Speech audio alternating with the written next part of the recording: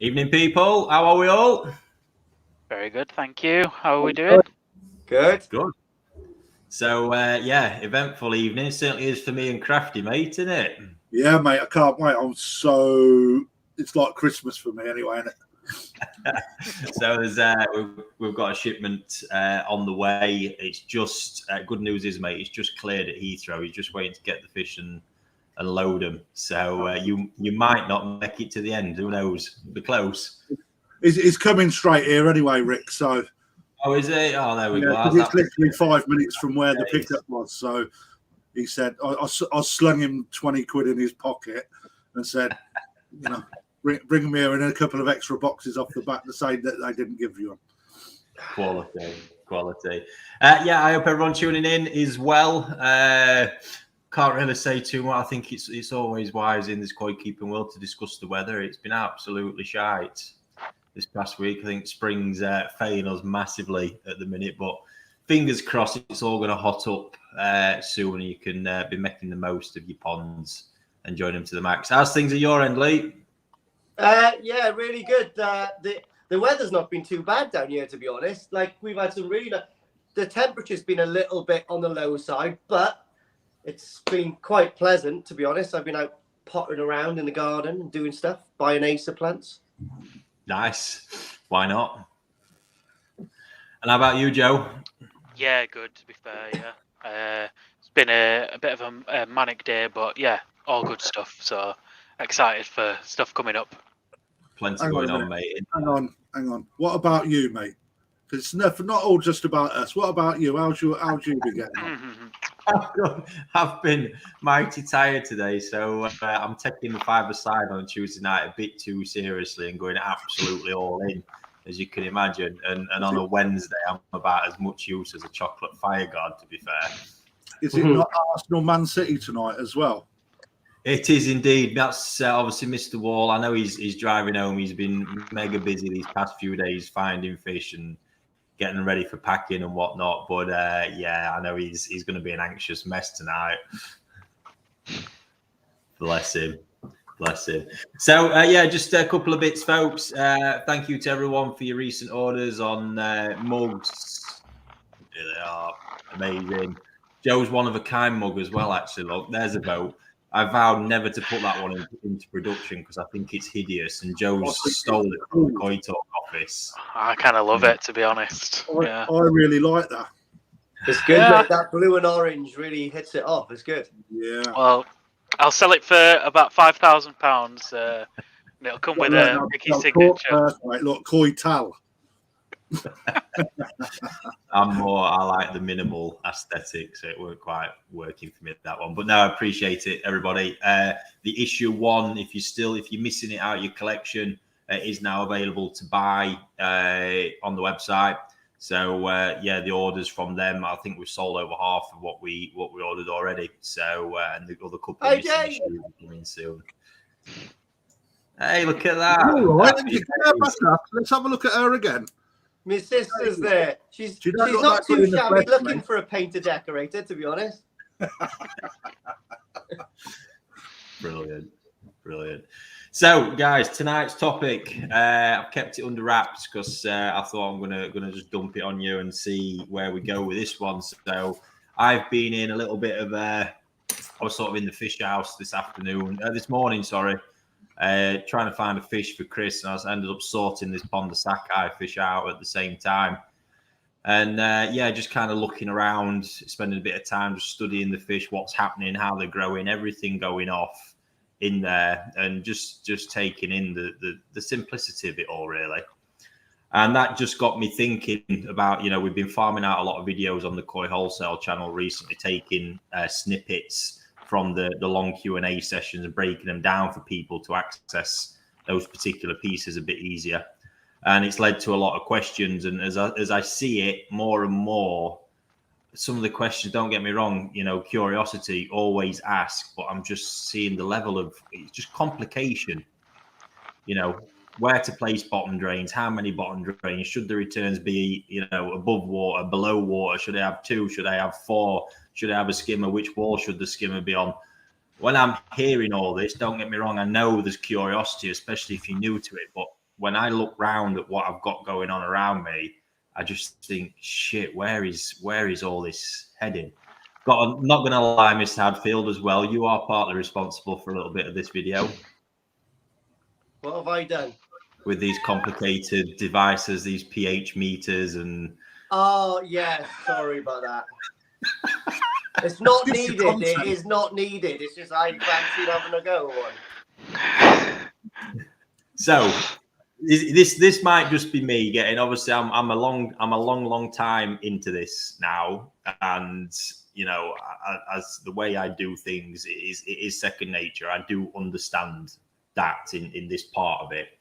So I'm hoping you guys can bring a bit of a fresher perspective to it as well. But obviously, all my basis of koi keeping has been what I've seen out there in Japan, having been very, very close to it. And I liken it very similar to the way I do things, you know, very rarely, and I'm going to be very, very honest about some stuff, you know, very rarely am I going to test kits and all these things. You know, I don't use complicated equipment. I don't use all these fancy products that are out there. Our cupboard for keeping 60 ponds of fish ticking over is the size of a single wardrobe, but actually most of that's taken up with spare parts, to be fair. And you know, when I start with all this, it was more to start breaking, because I visit shops these days and I see the amount of products on shelves, and I just find it completely overwhelming. And you know, I get there's an industry in there, people, you know, need to make money, etc. But where's it all going? Has it gone wrong? Where's it gone wrong? How are you guys watching and feeling about all this? Where does the confusion sit? Let's just ban this one around and see where we get. Have I got it all wrong? You know, so who wants to start? Lee, pH meter? Okay. Dosing pump. That way you got to now. I've not watched the next part of your video, to be fair, mate. Yeah, like I said, it's not needed. It really isn't needed. It's just I got itchy fingers. I was going to say sticky fingers then. I got itchy fingers because the pond is done. So I'm doing stuff now just to sort of like entertain myself, and maybe, yeah, it's not needed. You could just put some bicarb in with your hand, but I just fancied going a bit scientific. Do you know what I mean? But yeah, it's I don't know what you want me to say about it, to be honest. It's working okay though, to be honest. But yeah, no, I think you've already said the interesting bit for me there is the pond's all done, everything's all there, and there's a bit of boredom. That's it. Boredom, and that often leads to tinkering. And tinkering, that's what men do. We tinker. When done too much, however, certainly in koi keeping, can actually start creating more problems. I'm not saying that in your case. I've seen it, you know, experiences from the shop back in the days. You get someone set on the right path, you've explained everything, done it. Next thing you come in, they said, well, I'll just turn that pump up a little bit more because I thought it'd be a good idea. Then all of a sudden, all the work you've done has just fell apart again. Yeah, like I said, I must stress the pond is running perfect, touch wood, and I've had to do nothing to it. So the only thing that I've got is my bicarb, sort of my KH runs out, my pH goes low reasonably quick because I'm raising the feeding, and I just thought to myself, well, I don't know, let's just address the situation. Not that I have to. I could literally just put a thimble full of bicarb in every day, but I just fancy doing something fun. That's it. I suppose it's like someone having a Subaru Impreza and going, it's quite fast, but I wouldn't mind putting some NOS on it. Do you know what I mean? Why not? I suppose I can't really argue with that one too much.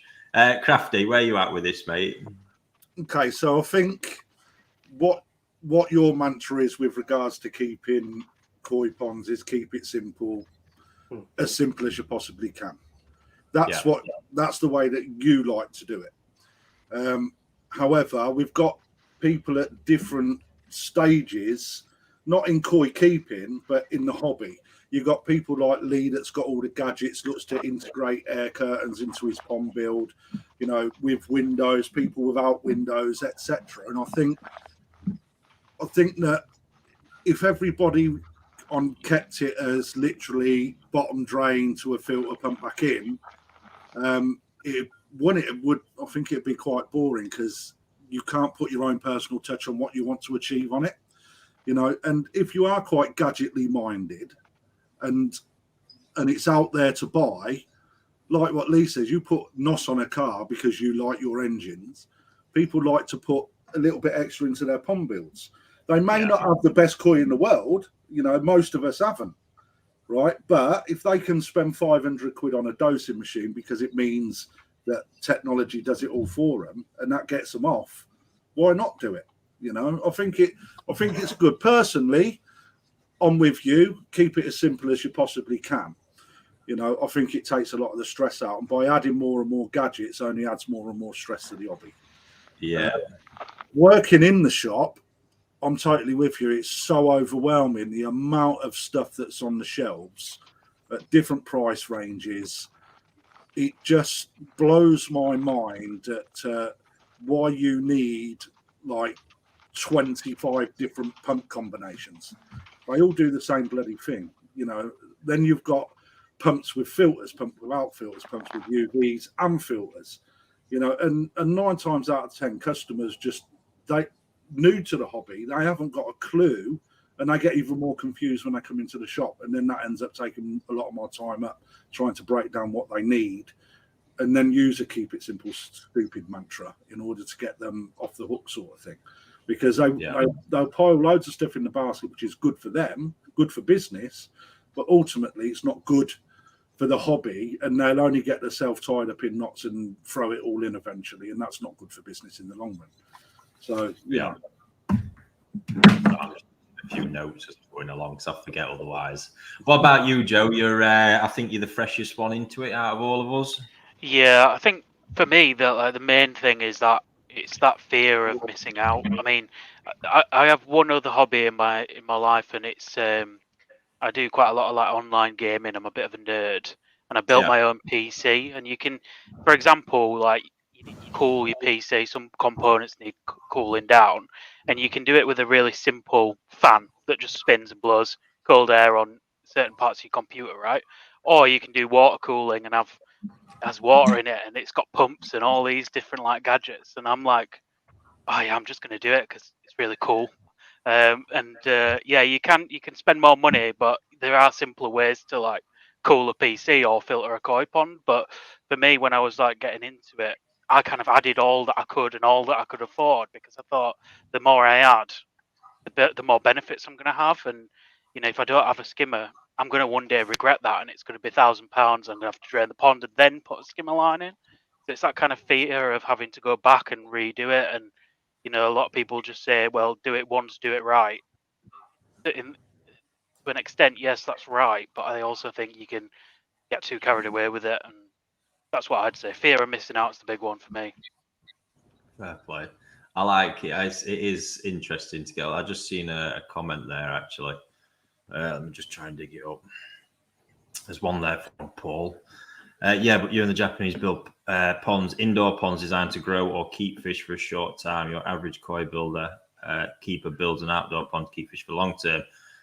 Paul, I've got to disagree with part of that sentiment because some are, but if we look at breeders now, I mean, probably the best guy at raising koi in the whole world, Ryuki Narita, is doing it all in indoor ponds, and those fish are spending long periods of time in there. Myself as well now. I mean, I've got fish that are going to be running into Yonsai this year as they've been raised further in those same ponds. So the principles apply of indoor fish keeping. Yeah, some breeders, I do agree with that sentiment, are only keeping fish indoors for 6 months and then getting them out in the mud ponds. It's the way that they do it. But I don't actually agree with the way that they do that because, I mean, just an example, Heroi's place in autumn. I mean, you walk in there and all you can smell, you've got ammonia singeing your eyebrows off. It's that bad because the ponds have been dried. They just fill them back up a week before harvesting, loading them up with fish. And yeah, that's obviously what you're going to get there in a constant sort of state of new pond syndrome, almost getting away with it by flushing loads of water through. So yeah, with that one, I'd definitely say that's not the case. And just one more. because this is an interesting one, guys. Your thoughts on water testing after this? Ricky started today for the first time. He would test the water. Only way to see trends if you've not got years working with Koi. So the two bits to this is more of, again, a sort of Western versus Japanese approach. My whole sort of mantra is fish first, and I've learned to observe the fish, and when there's a problem, work it out backwards from there. Whereas I would say a lot of people are possibly looking the other way around with that, and possibly looking for a problem by being proactive, if you follow me with this one. So rather than looking at it going, wow, everything's absolutely sound there, fish look great, they're feeding well, they're growing well, I'm happy with how the water looks, etc., etc., etc. But I'm going to cut KH out of this one, obviously, because that's a big one for us as well. But other than that, the other way around, people doing it is proactively looking for problems. That's how I see it, looking for problems all the time to then go and fix problems that might not actually be a problem. Does that make sense? Yeah, I think you're right, and I think pond windows have a big part to play in that as well, because you can see a lot more things through a window, things you wouldn't necessarily see maybe at your ponds at Koi Wholesale as well. Oh, there's maybe a little slight nick or a scale that's popped off or something like that. You can see a lot more things through a pond window, and I wonder if that's got a part to play in it as well. You know? Yeah. I mean, I'm referring to the little things I might refer to, like you might, have one fish randomly in your collection throw a little bit of mucus on its head, as I've had it in my Denichi pond all winter, in a random little cycle, one throwing up, and I didn't even flinch, because I could see generally everything's great. It's just that fish going through. We've dropped temperature a little bit. It's just going through a bit of a cycle. Where are you guys at with that stuff? Are you proactively water testing, or how are you actually? What are you doing in your sort of weekly or daily regimes with stuff, Lee? My water's good. I do check weekly the ammonia at the moment because I'm just increasing the food. So I'm just trying to keep a trace of ammonia there, and and just slowly build the food up, and it's working well at the moment. But if I was just feeding the same amount of food, I don't think I'd probably check the water, because the fish are just doing fine. It's no problem whatsoever. They're just loving life at the moment. Yeah. So yeah, not much checking at the moment. The only thing that's annoying them, and I know it is the pH swings in the evening. That's all. You can see them. That's when they start to flash a little bit. But that's just what I was playing around with that dosing pump, just to see if I can eliminate that. That's all. What sort of time in the evening is that starting? So in the morning. So for instance, now if I wake up in the morning, I go and check the pond. I'll be on 6.8 pH, and then towards midday, I'll get up to about 7, and then towards the evening, then about 11. It'll start coming down. So I've got a swing of about 0.2 or 0.3 during the evening until the morning again, and that's when they start to sort of get agitated. That's what I found anyway. Did you say 11 at night then? Yeah, about 11-ish at night, I guess, something like that. Yeah, you see, that's something I'd be completely oblivious to, because obviously come whatever time it is, 6, 7 o'clock, everything's locked up and yeah. It was 3 o'clock today, wasn't it? 12, mate. Behave yourself. What about you, Krafty? Personally, mate, I don't test my waters religiously at all. I'm very much on the same at the moment, because obviously I've got my new pond. It's still going through the new pond seal. It's still really juvenile with regards to the filtration system. Added a couple of new fish, up the feed a little bit. I'm more watching the ammonia on a weekly basis, but I'm watching the fish more than I'm watching the water. The fish are telling me everything that I need to really know. But a couple of little incidents when watching that have, again, it is it's literally been like what Joe said, because I've got a window and I can actually observe fish like through a tank. And otherwise I probably had never have seen it, because I can see my pond from my from my living room. I sit there watching that more than the telly. And then you see something, it's like, oh, hang on a minute, I've never noticed that before. And then, but again, working backwards, mate, it's like I totally do work backwards, always have. The only time I would really ever tell people not to do that and be a little bit more on top of their water tests is when you have built a new pond, and that is merely to ensure, that you're keeping the water within the safe parameters for the fish that you've got. But then once it's matured off, you ease off on the water test. No point in spending 55 quid a month on drop tests that you don't even, half of them you don't even need for a start. It's just bizarre why people would even do their own minds in by becoming obsessed with all different parameters and trying to get all of them within the safe parameters. I'm the only one that can. That's one of the things that's got me a little bit in the past when I've mentioned about electronic testing meters, because all of a sudden, again, the bit I'm picking up from this conversation is all of a sudden pond windows. We're saying that obviously we're now seeing more that you might not see then because of pond windows. And just what Lee's just said there, which obviously I didn't even dawn, the amount of time Lee's getting to spend watching his fish, he's seeing the fish behave at a time period where I never would. And I don't worry about it. So it's just all more info, more feedback. Obviously, and digital testing meters giving you parameters, because I've just seen it too much. When you get in 0.00s of readings and stuff like that, again, is it information that you really need? I get the gadget side of it, and I get it's quite cool to get that kind of reading. But then what do you do with that information? If it goes to someone who's got the wrong personality, they're just going to take that and obsess over it, which is then going to lead to making bad decisions for the pond. 100%. I'm totally with you on that. The Anacheck meters are, I think, the only one that I really like is the chlorine tester, if I'm honest. That gives you a good reading. You can react against that one, but if you was to run the whole course of them, again, it's at what you do with the information that counts. It's like anything to do with statistics, or readings. It's all well and good having it, but it's what you do with it afterwards that makes the difference. And you do become obsessive, and you do try and get zero readings across the board. When you start to look at 0.001, it's like, hang on a minute, it's nothing. But some people would react to that, and again, it all then goes down that road of you react to that, you change one parameter, but then it then has a knock-on effect where you're knocking another parameter out because of the change that you're making. And that's kind of the point I was getting at the beginning of all this. Where does all that then go? Because it ultimately possibly going to lead to getting quite unhappy and stressed in a hobby that doesn't need to be that stressful.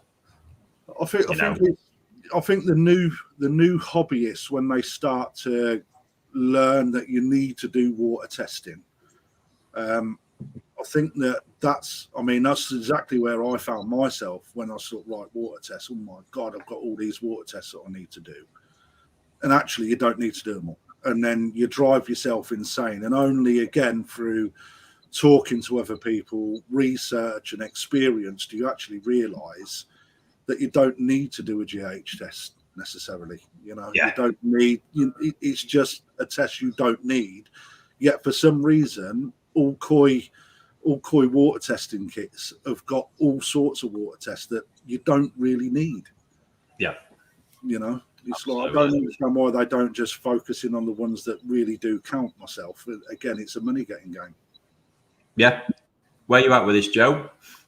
I've really tried not to I've really tried to keep it simple and not reach for the test kit and kind of learn with my eye a little bit more about, reacting to slight behavioural changes in fish. But there's been certain things that have happened throughout the course of me having this pond that's made me, the only Hannah test kit that I've had is the nitrite one. And just because last year I had hell on trying to get my pond to actually start cycling, and I was bringing back the food, and basically I was using that to kind of let me know when I was going above 0.2 nitrite, and then I could maybe rein in the feed a little bit and then bring it back up. But now that test is pretty much useless to me. My nitrite's pretty much there or thereabouts every time I test now. So the only one I'm really monitoring is KH and pH at the minute. And my fish still don't look right. So there's something not quite right that I'm missing. And I think it might be me that's the problem, to be honest. But I've tried my best not to obsess over it. I've got to say, Joe, I have picked this up a little bit in that obviously spending a bit of time with, I think it's that textbook thing. You know there's something, or you think there's something not right. You're asking a lot of questions to a lot of people, and no doubt getting lots of different feedback coming in, and then it's that same scenario everyone ends up in: is what the fuck do I choose to do here? Yeah, it's tough. The problem that I've got as well is like, it's going a bit off topic, but I really worry about just waking up in the morning and one of fish has flinged itself out of pond. And I went to Japan and I've bought some pretty expensive fish now.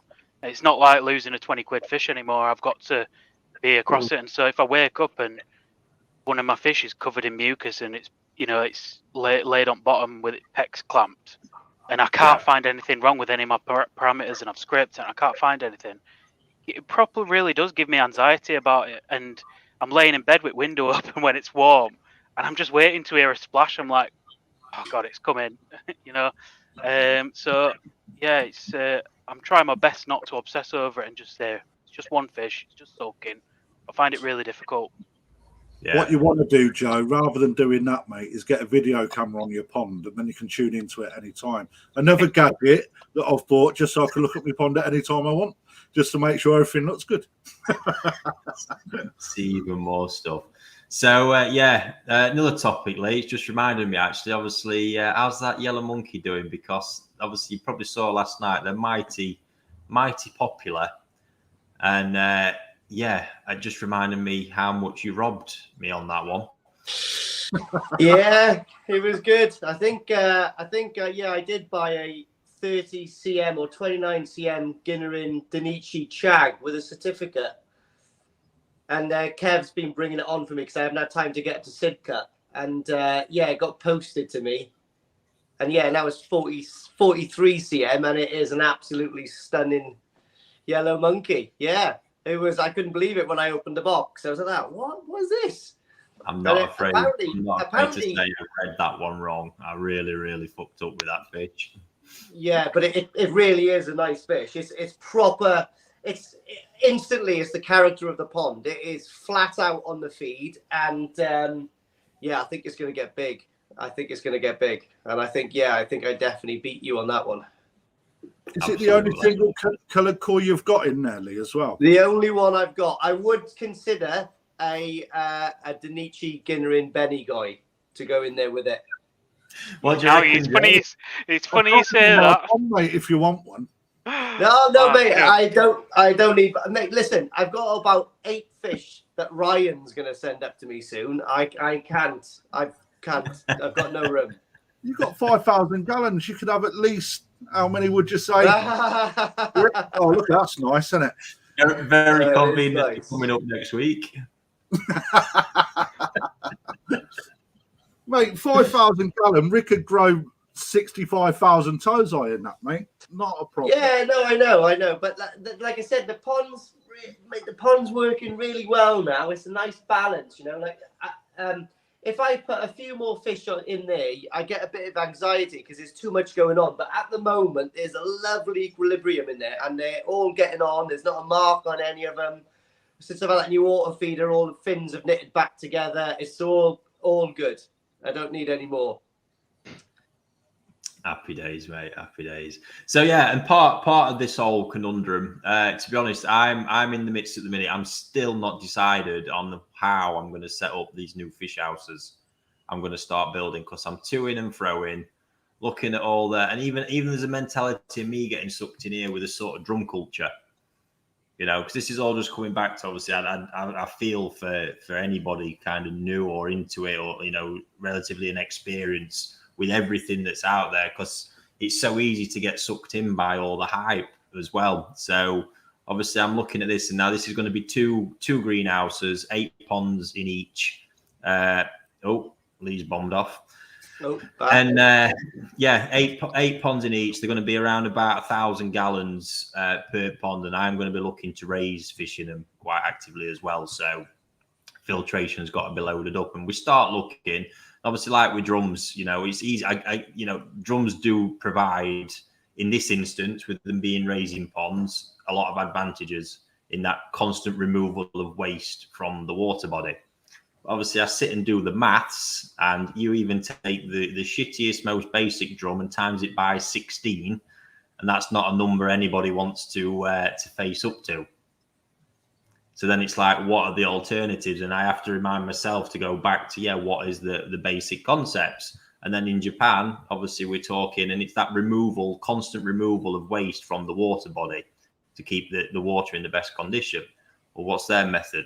Their bottom drain goes straight to a standpipe and they pull it once or twice a day. Because in reality, when we think about it, that constant removal is nice, but we possibly know without a purge, this is how my head's constantly working, without a purge, we're possibly not getting a decent flush on the drain anyway. So some waste is getting through and flushed out, possibly a bit building up. With the Japanese ones, you do get this massive purge. And the price difference in the concept, does it need to be flushed out of the pond more than once or twice a day? Does it need to be flushed out of the pond every 10 minutes? You see, just where I'm sort of heading with all this, it's that is the reality. And I get it, the automation side for you guys, we're on it all day, but I'm sure any koi keeper could find a time once a day. You're checking your fish. It takes 5 minutes to pull a standpipe and let your pond top up. So it's a lot to think about, and obviously when you're amplifying it up over that, I'm looking at the sort of like the bio side of it. I will be using K1, there's no doubt about it. But what happens there? Because instantly the kind of footprint I'm working in to maximize space and efficiency, all of a sudden the footprint of a Nexus wanting to go with a 300 takes up too much space. And just to get that 300 litre capacity of K1. So then what's my options after that? Well, it's clear to me I'll end up building the bio chambers again, like you've done, Lee, to be fair, because... Yeah, it's amazing. It works perfect. Yeah, how much media have you crammed into that, and what footprint is it? So it's 1 metre by 1.5 metres by 1.5 metres deep. I think it works out to 500 gallon, and I've got 750 litres of K1 in there. Yeah. I don't think I'll ever need more than that, No. That's some serious... Sometimes I even think it does in there. But you could grow a whale in that and it'll be enough. Yeah, I'm going to get a couple of seals in there next year, I think. See, what I like there is what them guys have just said. KWPR. So depends on what you do for a living. I'm away Monday to Friday, so drum will be a godsend. You see, this is all the arguments to this. If again, feel free to put me in my place. But the drums I've got running at the minute wouldn't last Monday to Friday without intervention. I'm with you, Rick. It's like, it's all good when it's working well. Yeah. But then, if you have a flow issue and then it goes into constant dump mode, you've got no way of reacting onto that. Now, I mean, the counter argument to that is what happens if your conventional method bursts a pipe. It's the same sort of thing. But I'm with you. At the shop, they're a godsend to me because they take so much resource or give me so much resource time back. Yeah. And they do a bloody good job of keeping the water nice and filtered and clear and whatnot, where the other 58 ponds I've got, we got a load of automatic Nexuses. Again, they're great, but then I've got a load that aren't. So, from a trading perspective, drums have definitely got their place. From a hobbyist perspective, would I want a drum? I don't think I would, personally. I'd prefer to keep it how I am at the moment until, my body tells me I can't get into my filter house and turn a few knobs anymore, and then I'll let the drum do the work. Fair play. Joe, you've got a drum, haven't you? Yeah, Profi drum. And to be fair, it's not Mr. Beat there. I'm really pleased with that. That's another issue, but then that's what I've looked at. Obviously the Profi drum I'm fully aware of knowing the guy, the manufacturer over in England now, but he obviously when I look at the cost there versus then what you're looking at, it's all of a sudden it's just not a viable option. No. Full stop. And that's a lot of people are in that same scenario. That's why I think it's important for people to know there are other options out there that can actually work effectively. If you boil everything down to the concept, even with a shower, showers, and again, this isn't a jibe, Lee. I know you mentioned this on one of your vids, but the media inside it, it's each to their own. Don't get me wrong, and I'm yet to really try BHM. But for me, it's the concept of a shower. When I reverse engineer it, you can get hoodwinked into thinking, oh God, that's what Momotero's using there. It's a stainless steel one. It's got BHM media in it. And then forget the really important bit that they're pushing water over some of them showers through a 6-inch pipe at such rates that we will never actually achieve. And if you did that and had smashed up house bricks in there, you'd probably get very, very similar results.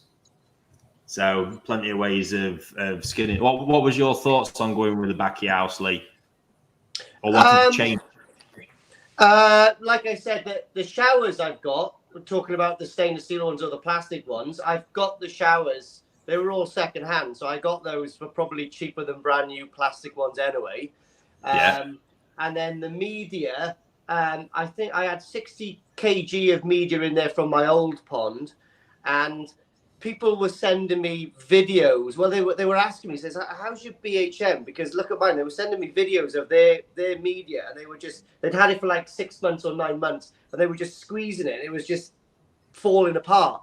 And I was like, nah. I said, I can just jet wash mine. It's solid. It doesn't do anything. So the only reason I forked out for the BHM, yes, it's a little bit more expensive, but I know it will literally last me forever. It will never falter. It won't. You can just jet wash it. Like if I have a problem in there, if I would have a really good spring clean, jet wash it off, get all the gunk off it, and it just won't fall apart. It's a sure thing. It was an investment for me in my head, and that was it.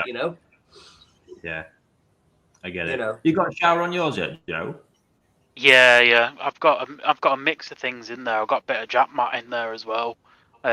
So there's I think Sakura media, and then like a really soft that is like a crumbly crystal bio. But it's so far I've put jack mat over the top so it kind of trickles through it rather than it's not like I've only got a 20,000 pump over and it's a meter wide, so it's more like a trickle tower like what you've got on one of your ponds at your place, Ricky. So I think it's doing something slightly different to like what Lee's got running with the Flow Friend. But yeah, mix of stuff in there. Yeah, but no, it's one on my list to try because it's the same as everything. I do need to see if there's a justifiable difference as I've done with the food and all the other stuff in the past as well. So what do we think about additives then? Because this is another line that this is what really fills the shelves up in them shops, Krafty, isn't it? Yeah. I mean, my God, there's an additive for everything. So yeah, Joe, are you using anything? Have you been tempted to use anything? Where are you at with this? I absolutely love using clay, to be honest. I don't know why, because I'm not sure I can see like a massive difference, but I think the fish do enjoy it. I love chucking clay in, and they all tend to come and hover around the top, and they just after the clay is gone, there's like a glow to the skin of the fish. I just think it I don't know if it does actually increase appetite, but I don't know whether it's like a placebo effect. But I use quite a few different clays. I use the filter gels to start filters, but I think some of them are. Yeah, I didn't really see much when I was trying to get through my nitrification last year, and I thought I might have wasted a bit of money on some of these filter start gels, to be fair. If I can just that's about it, really. I have a golden rule with filter gels. Yeah, when you open the lid, if it doesn't knock your head off with the smell of some kind of silage, it ain't worth putting in there.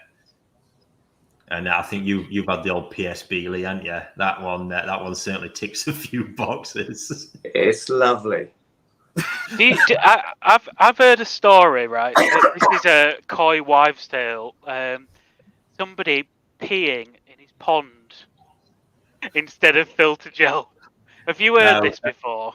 Mate, I've had all that. So peeing in the pond. I once had someone was advised by one of our local competitors to throw 3 sausages in his pond. I shit you not. 3. This guy came in very specifically. He says, I've been told I need to put 3 sausages in the pond to start it up.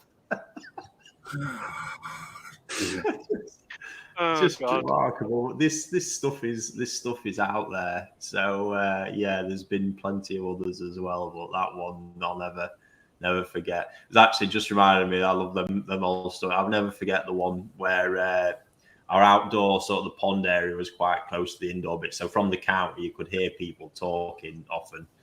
And I'll never forget this woman walking around said, my such and such, yeah, he's been keeping these koi for a while now. He says he's been and had his water tested and they've told him he's got ammonia in there. Still to this day, don't know where ammonia's come from. Oh, wow. Scary stuff. So, yeah, there we go. That'll be a compliment. Krafty, additives. Yeah. Are you using anything?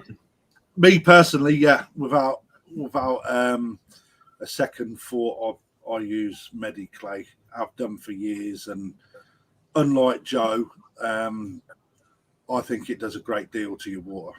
The sparkle that you get after it's been put in, the fish love it, and if it does exactly what it says on the tin, which it should, it aids so much in the pond.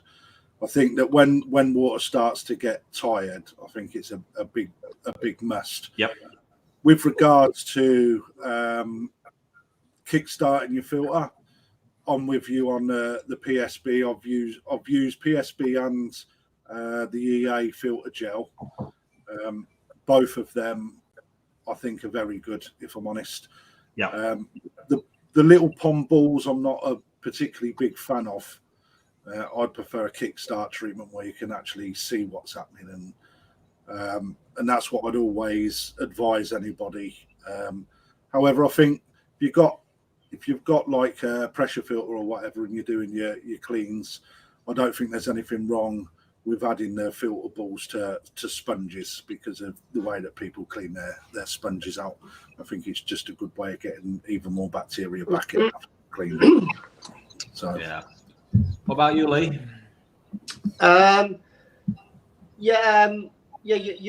Your brother donated 3 tubs of that PSB to kickstart my new pond, bless his little cotton socks. So I used that up. I was just putting a tiny bit in a day, really, not a massive amount, but just a tiny bit over a long period.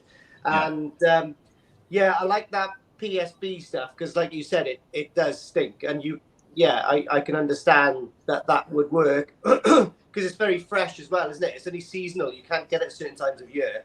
Yeah, exactly. Yeah, the EA filter gel, it obviously must work because there's some sort of scientific principle in developing it, but I do prefer the PSB stuff. Clay-wise, I've got what clay does your brother sell? Is it the Medi? Pardon? That's it, yeah. So I use that one. I do use that one. I haven't used it for a while, but I'm going to use it probably. I might even put a bit in tonight now because I don't put the recommended dose in. Because it's sort of like I don't like to bypass the drum. So what I do is I get the recommended dose and split it into 3 different days. Do you know what I mean? So it's like less clay in volume one day, but I split it over 3 days. If that makes sense to you. Yeah. I just do it that way, so you can still see the fish, and by the next morning the clay is cleared up, and then I do it again, so the clay is only clouding up the water in the nights, Yeah, it's funny all them products have been mentioned because that's the only part of my sort of additives that ever sort of get used. Clay's been a big one. The Bacta Plus O Mizu I've been a big fan of, and I'm not saying this is a guarantee, but weirdly, last summer while I was using it, I had sumi development like I've never seen in fish at water temperatures where I never normally expect to see it. And all I can put that down to is the potential effects of the clay and the compounds within it affecting sumi, which they will do and can do, depending on which they are. So, and yeah, back to plus. I mean, I was one of the first people in the country to sort of take that product on and sell it many years ago. And yeah, I mean, my God, the stench is unreal. But it's fresh. The manufacturing process, like you say, you can't get it all year round. It's only at certain times of the year. There's something in it, but what it's not actually a nitrifying bacteria. The PSB stands for photosynthetic bacteria, and it's a cleaning one.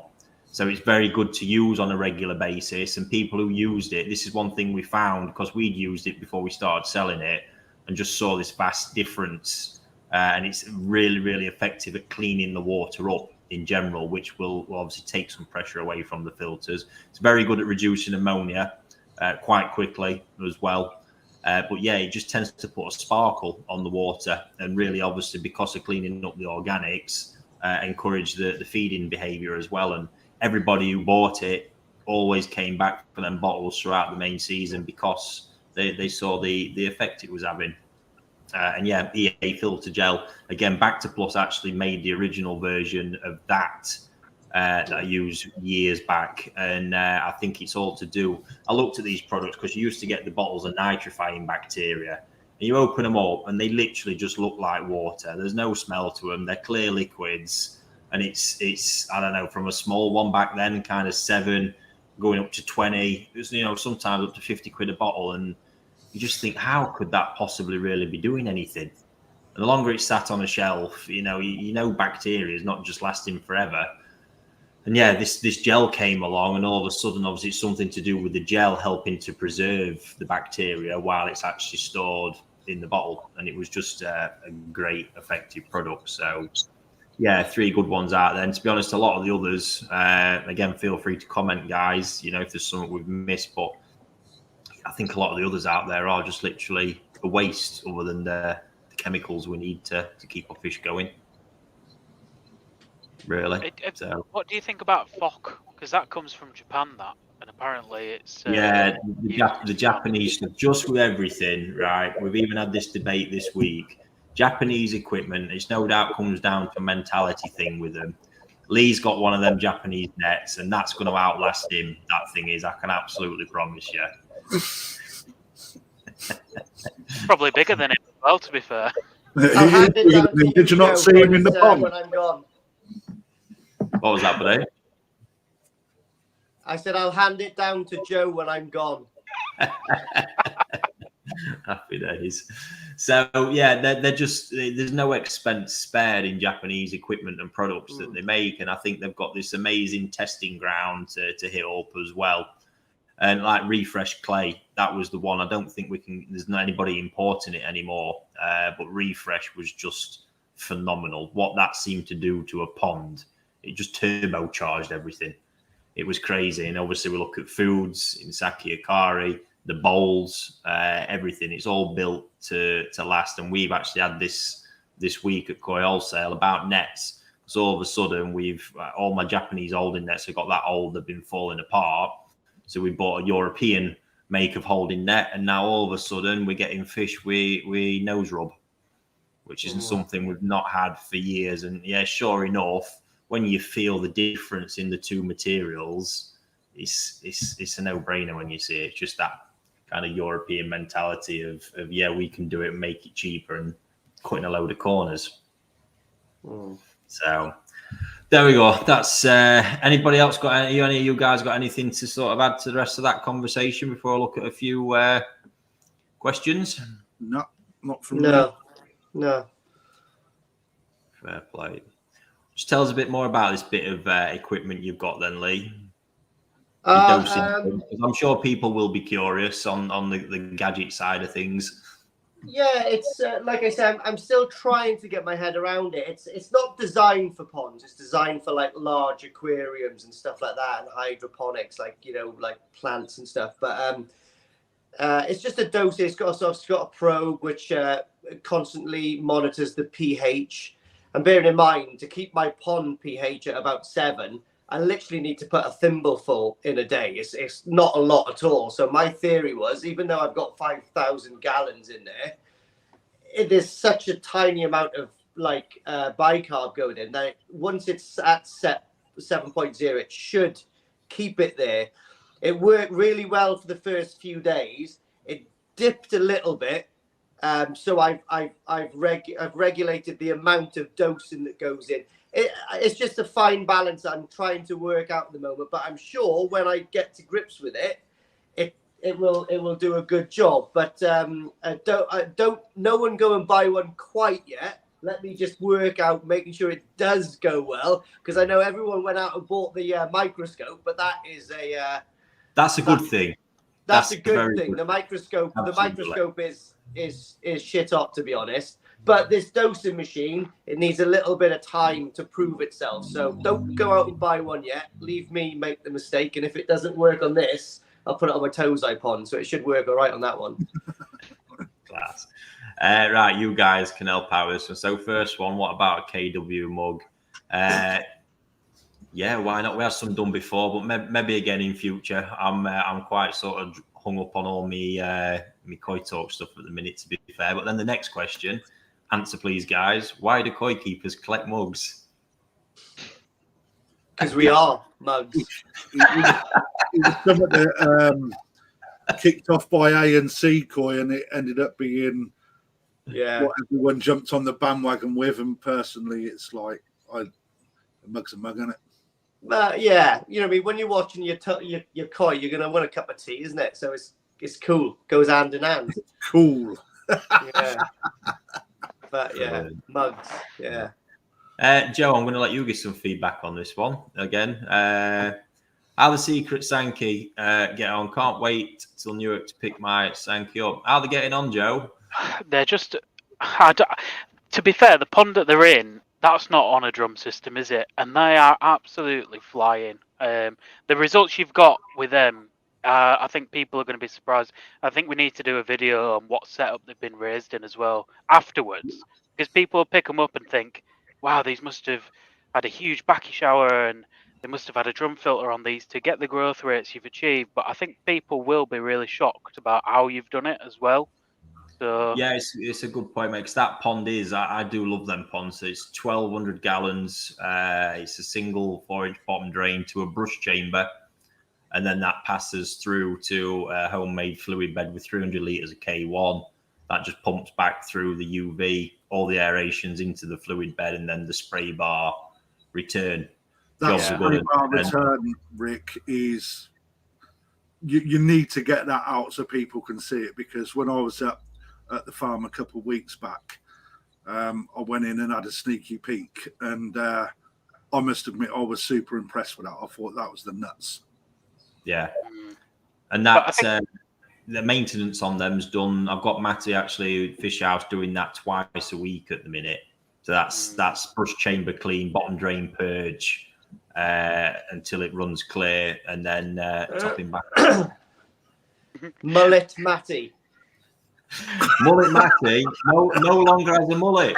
No way. I thought someone was trying to rob us the other day. It's gone. No way. He's good, mate. He is a half the man he used to be in my eyes now. Literally, when he cut it off, crazy. Yeah, it's great. So, right, just bear with me, guys. Let's see what else we've got. A few of those Takano Sankis, like there's a few fish that have just like. I guess it's the same with everything and all the batches of fish you've had, but some of them Takano Sankis, are there 5 to 10 of them have just absolutely romped on. Like, I guess it's going to be interesting to see the variable sizes on them. One a couple of weeks ago was 35 centimeters already. Wow. And it's here's one about talking about Takano. Actually, he sent me a video the other day because obviously I talked to him because we're almost family, and he sent me a little video with his mud ponds all melting, and you can see all that the snow melting into the mud ponds and filling them up slowly, which is cool. But I'm actually editing a video, a Tucano video at the moment, where me and your brother went over and we selected a koi each. I think your brother got 2 or 3 actually. I got 1, and it goes on to all his ponds and his parent fish and all that kind of stuff. So that I'll try to get that edited this week and sent out, because it's interesting, like, you know. Yeah, absolutely, mate. That's the fish. Obviously, the fish are doing their part in it as well. You know, genetically, they're super capable of this. But the pond, I am in a bit of a conundrum at the minute, because I think I'm probably looking at about 3 weeks away from needing to stop feeding and prepping them for the event. So the pond could really do with splitting up. But in order for me to sort of take some out of there, I'm going to have to lose a week in stopping feeding, selecting, moving, settling in, and then starting to rebuild the food back up again as well. So I'm sort of avoiding that one at the minute. But yeah, say pond performance is quite remarkable, really. Tucano-san, hey. That's a mugly Tucanos and the Samurai Soldier. Well, I've got to make up another mug for him when I go in October. He wants a matching one. Trust me, that £3 mug I designed and gave him was worth his weight in gold. Brilliant. Right, here's one, and this is one you're going through a bit at the minute, Lee. You not got an auto feeder yet, Joe, have you? I have, yeah. Oh, you got one now? I've got one, yeah. So what's the best way to increase feeding? What do you do when your levels go up? How much to cut back? How long before upping the feed? Again, Lee, what are you doing with this at the minute? I'm curious to know. Obviously, you're upping your lead. Are you cutting back? Where are you at with it? Well, I don't know if I'm doing it right, but what I'm doing is, obviously, I've got that JBL auto feeder, and I was feeding about 250 grams, and I'm going up a little bit every week. So that constantly gives me a tiny trace of ammonia. But because I'm so low on the pH, that trace is not doing nothing to the fish, because it's like way less harmful in, you know, at soft water like parameters. So I'll keep it. So what I found is if I put up like 10, 15 grams a week, I'll have a trace, and over the course of a week, I'll test the water again, and it normally drops to 0 again. So that's when I know that the filters are coping with that amount. And then I'll do it 1 minute. I've got to go to the door. His pinks have turned up. He has pretty much got it spot on, though. Obviously, in that it's just the best way. I think I touched upon this with it is incremental increases with this stuff. Let your system catch up. You are going to get a spike when you have an increase. There will be a spike. You just don't want that spike to be too big. And ultimately, if your system's capable, that's the biggest thing. As Lee's describing it, I know Lee's got enough biological capacity there to handle any amount of food he wants to throw at it.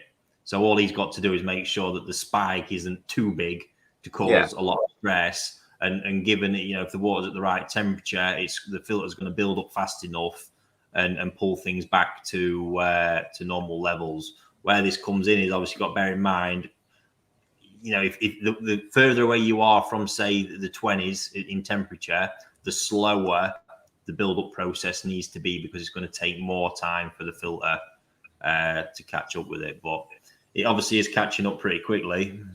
Yeah. It takes about a week at the moment for about 10 to 15 grams of difference to come down to like not have a trace, and then pump it up again a little bit more, and then it raises, and then it comes down, raises, comes down. It's working okay. So touch wood, hopefully it'll be okay. But I am consuming way more KH. Do you know what I mean? Like it's quite surprising. I mean, it's normal, because obviously your biological activity is increasing. Yeah. So it's game on. And for me, I often see, and Joe might see it actually sometimes, he's walking around, where I really do see the ponds physically, you know, visibly change, as in the mechanical debris seems to step up for a little period, sort of around 3 to 4 days after an increase. Then all of a sudden, I know when everything started dealing with it properly, because it just clicks into place and we get it again. But you're right with that KH. It's good fun.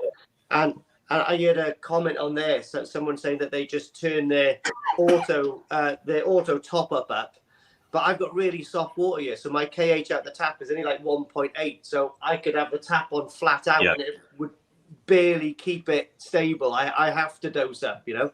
Which in a way, I'm glad I have to do that. I don't mind doing that at all. It doesn't bother me. So I'd rather have soft water than hard water, if you know what I mean. I'd rather add something than not be able to take it away. Does that make sense? Fair enough. You got an auto feeder yet, Krafty? Oh, mate, I've had one for ages, mate. Have you? Happy days. Yeah. So how'd you get yours and you build up? Pretty much the same as Lee, especially now. Again, it's like I said earlier, it's watching the spikes. I've never ever held back. I've just let the filter catch up. Let the filter catch up. But again, I haven't gone dangerously over on any of the parameters. So, you know, obviously, if I did, then I'd have to rethink. But, you know, my water's sitting at 22 and I've got 250 litres of K1 blowing around in me Nexus. Yeah. You know, and brand new, and even that you can see is working a lot quicker than what it's ever worked, like matured. And the heat has definitely played its part in that. Yeah. Absolutely. I just saw a comment there from Marston, bless him. That was obviously when I commented about even me getting overwhelmed with the stuff. But yeah, if you feel like that, Ricky, maybe that's why new people into hobby can't work it out. Absolutely, it does get a bit much. Let's have a look. That's the sausages. Apparently, a full English will mature it up within a week. They're probably walls, and you can get them off Chris. Oh, mate. Right, let's find one last question to end it on. What we got? Oh, here we go. There's a nice one. Nice, easy one. What's everyone's favourite fish and why? I presume we're going with variety with that one. So, Joe, I think this is an easy one. I can answer this one. The thing is, I know everyone just comes up to me, or the amount of messages I get on Facebook going, "Oh, what do you think of this?" Yeah, I'm known as Asagi Joe. That's my name, I guess. So yeah, Asagi for sure. There was preference. To be fair, I really like Kado Gin when it's done really well, and Oya's the best at that from what I hear anyway. I like Otsuka ones, and you've had some. I've seen you post a really good one for Ricky Stoddart Nishiki Goya that you've had in Japan. That's like a really nice example. They've got like a metallic sheen to the skin, to the scale line, aren't they? So yeah, but I have to say the new one on my list is Kage Shiro, and I keep probing Ricky to give me a price on one that he's got at the farm, and he keeps turning around and just walking away every time I ask him. So it's easier than telling you the number, Joe, because then you'll just be really upset. The thing is, it's just sat there, and it could be being appreciated in my lovely pond. It's just depreciating in value every day, Ricky. It's got to go. Brilliant. What about you, Krafty? I've got two, but my favourite is without a doubt a Chiba. You know, do it for me, mate. And Sankey, but it's got to be a Taniguchi. Then they're just the nuts for me. Both of them too, mate. You know. Yeah, fair play. Mr. Hadfield? I love Go Sankey. I love Kawaku. I think it's amazing. But when you get that little speckling of Sumi over it as a Sankey, that's the nuts. I love Sankeys. They're just class, aren't they, you know? Yeah. Talking about Taniguchi Sankeys, let me just say something quick. I've got, the mud pond Taniguchi fish. Can you remember those from that? When are they coming over? So I need to make plans to get a trip sorted because I've got a few things coming together. I've been trying to tie together to actually go out and do the final selection of all. So no, I had some from last year. Oh, then it's that one. Yeah, we're just in the process of getting that dusted up, mate. So right, cool. Because I've got a Taniguchi Sank and I've got a Taniguchi Kawaku, which are really nice. Yes. I think they're about 50, 55 cm now. But what I haven't talked to James Colley yet, but what I plan on doing is donating 2 of those, like something like what Krafty done with the tickets. Oh, yeah. You know? So Amazing. I'm going to donate 2 of those to be, bid on or voted on, however Krafty done it. I think that's the best way to do it. And I'm going to give the funds from one of them to James Colley to help for the Newark show. And the other one, I'm going to give the money to Safa, I think. Do you know what I mean? So Wow. I think that might be nice. So help James out to get the show better and better and better. And also, maybe I'll need some therapy at some point. So I'll give before I need to take. I'll keep a post on that one, mate. That's one we can get behind and push. Yeah. So, yeah, my answer to that question, this is going to seem like a real cop-out, but I think when subconsciously, I always seem to lean towards Shiro Sorry. Yeah. It's always been a big one, but overall, I've got a soft spot for anything when it's a good example. Really don't, any koi varieties. So I firmly believe when you see a proper one, it will impress you. I think it's hard not to. With a lot of them, to be honest with you. And I think a lot of, when you hear people say, I'm not a big fan of them, it's probably because they've never seen one of the kind of level that I've probably seen a lot of them varieties, because they just, it's hard from a koi appreciation standards not to stand back and go, fair play, job well done there. So, them black and white things always seem to manage to take up too much overall percentage of pond space up at Koi Wholesale. So there we go. Must be something there with them. There we go. Happy days. Nice chat, that one, folks. I think I've took a bit from that as well, to be fair. I was just going to say we should really put up that piece of fan art that came in yesterday in case people haven't seen it. I've not seen this. I've heard about it. Look like So oh, wow. We were sent this in yesterday on the Koi Wholesale auction. Look at Krafty, looks like the main guy from Grand Theft Auto. Well, Chris said that he looks like Buzz Lightyear's retired. I actually look a bit like Andy Daly. Oh, wow. Oh, dear. So, yeah, we were sent that in yesterday on Koi Wholesale. And Evo actually looks a bit like, oh, God, what's his name? Tesla dude. What's his name? Elon Musk. Elon Musk there. It does, yeah, man. Oh, dear. Got to have a laugh, haven't we? It's good fun. So, there we go, folks. Nice debate on that one. And just a quick heads up, we're not quite sure when yet, but one Friday afternoon coming up, not this week. I'm planning on doing a Koi Wholesale Q&A live. So it'll be a Friday, maybe mid-morning or afternoon, something like that. So look out for it. Good to have a little catch up. And thank you for your time again, gents. Thank you for everything. Oh, mate. Go on. Can I have a quick plug? Do you mind? Absolutely. Go for it. I've set up a live auction through the shop to go live on Saturday. I'd appreciate as many people online, either through my channel, Krafty Koi, because I really need to see whether or not the process I've got in place works. And where did you get that idea from, Krafty? I just woke up one morning and thought that'd be a great idea. But I've got that going on, and also keep your eyes peeled, because we are about to release something where you can buy tickets to win prizes online. So we're literally about to start developing a site where you can buy a ticket for £1 and potentially win a drum for £8,000. Oh, nice. There we go. Other little things. Thanks for letting me plug, Rick. No worries, mate.